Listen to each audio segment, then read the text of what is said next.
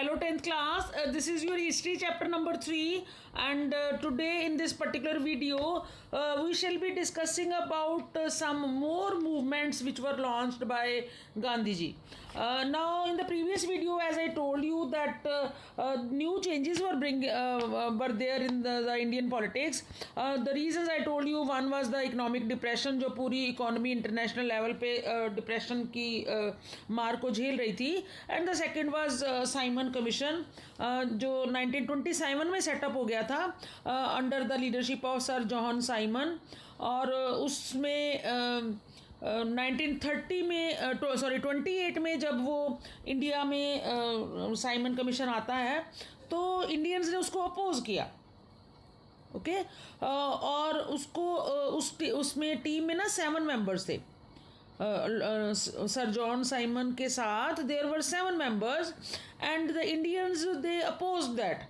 और ये लोग बहुत बड़े एक ग्रुप में अपना डिमॉन्स्ट्रेशन करते हुए वहाँ पे पहुँचते हैं और दे अपोज दिस कमीशन, और वहाँ पे नारेबाजी करते हैं Simon go back, Simon go back. बहुत लार्ज स्केल पे ये डिमॉन्स्ट्रेशन होता है और उस टाइम हमारे एक प्रोमिनेंट लीडर थे लाला लाजपत राय, वो लीड कर रहे थे इसको. एंड जब इनको सप्रेस किया गया, पुलिस ने इनके ऊपर डंडे लाठी चलाए, तो it was a sad happening over there that Lala Lajpat Rai who was leading it, उनको उस लाठी चार्ज में ही got hurt and he dies. ठीक है, उनकी डेथ हो जाती है उसमें. तो ये चीज़ इंडियंस को और थोड़ा सा मतलब इरिटेट करती है, गुस्सा दिलाती है. और मतलब एक तो वो आर्थिक मंदी की, इकोनॉमिक डिप्रेशन की मार को झेल रहे थे, दूसरा जो ब्रूटल हैपनिंग्स हो रही थी वो सब, उनका जो कहते हैं ना ब्लड बॉयल हो रहा था, उनका खून, उनका मतलब गर्मी आ रही थी, उनके फीलिंग्स जो थी वो, उनकी जो नेशनलिस्टिक फीलिंग थी वो मतलब वर इंक्रीजिंग लाइक एनीथिंग. तो ये सब जब हैपनिंग होती है तो यहाँ से ऑलमोस्ट आपका एक जो नया मूवमेंट है सिविल डिसोबीडियंस मूवमेंट. ठीक है, सिविल डिसोबीडियंस मूवमेंट ये एक तरह से स्टार्ट होता है. नाउ इसमें प्रोसीडिंग्स कैसे होती हैं, let us discuss that. What happens कि जब गांधी जी देख रहे हैं कि the farmers they are not in a position to pay the revenue and the government is not reducing the burden of the taxes, duties लगा रहे हैं, बहुत ज़्यादा लैंड रेवेन्यू कलेक्शन हो रहा है, ट्रेड बैरियर्स बहुत हो गए, लाइक ड्यूटी कस्टम ये वो सब बहुत हो रहा था. तो मतलब नए नए रोज़ एक्ट बन रहे थे just to pressurise the Indians. They were feeling that we are becoming successful, हम इंडिया के ऊपर रूल करने के लिए we are getting more success. But they were not, maybe they were not in the position to understand that we are just telling the Indians, we are just provoking the Indians कि वो लोग react करें. So this is what all it happened.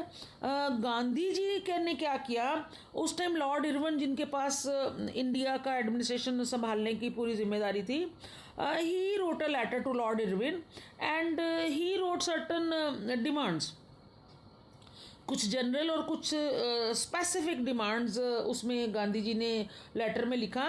And there were near about 11 demands, like tax को reduce करना, industrialist के लिए कुछ demands थी. ठीक है, एग्रीकल्चर सेक्टर के लिए कुछ थी. और उसमें जो सबसे कॉमन और मतलब फोकस जिसने सबसे ज़्यादा लिया जिस इशू ने, वो था salt tax. The Britishers they imposed tax on the salt even.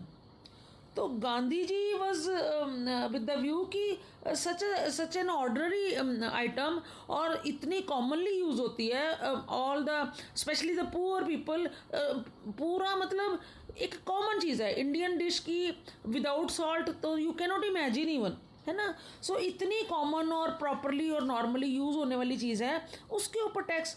और मोर ओवर उसके ऊपर क्या जो सी वाटर है उसको इवेपोरेट करके सॉल्ट को बनाया जाता था. कोई कॉस्ट का बर्डन इतना नहीं था जितना टैक्स लिया जा रहा है उसके ऊपर. So this was one of the major demands, abolition of salt tax.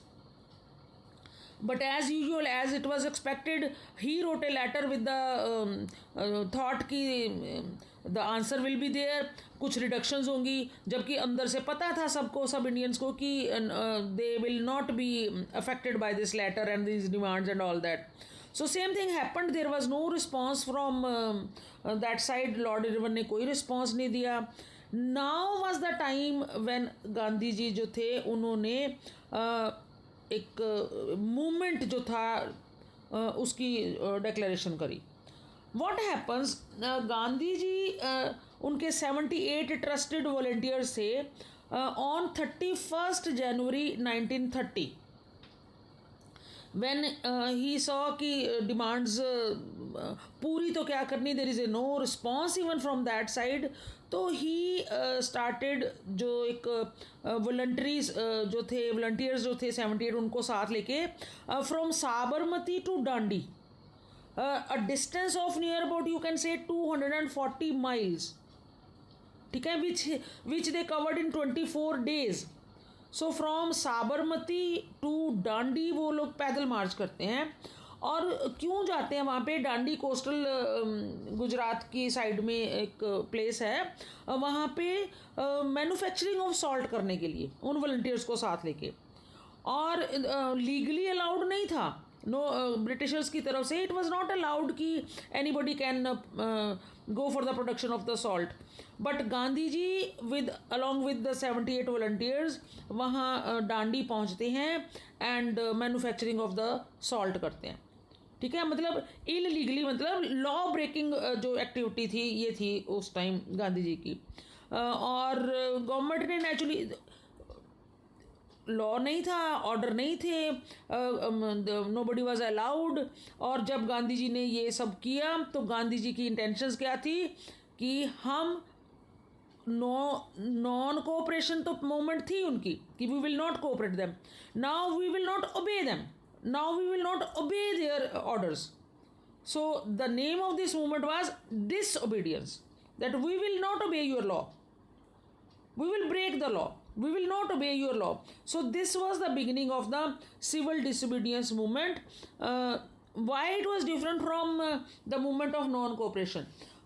Non cooperation में only कि we will not cooperate. The things which you are able to do with our cooperation, if we will stop doing it, अपने आप इनको थोड़ा असर होगा और they will leave the country. उस टाइम ये साइकोलॉजी थी गांधी जी के माइंड में. बट डिसओबीडियंस मीन्स कि we will not obey whatever law, whatever act these people they are imposing on us. और ऐसे ऐसे लॉ कि सॉल्ट के ऊपर टैक्स है, ये है वो है, तो we will not. So this was the beginning of the civil disobedience movement. Thank you. Rest in the next video.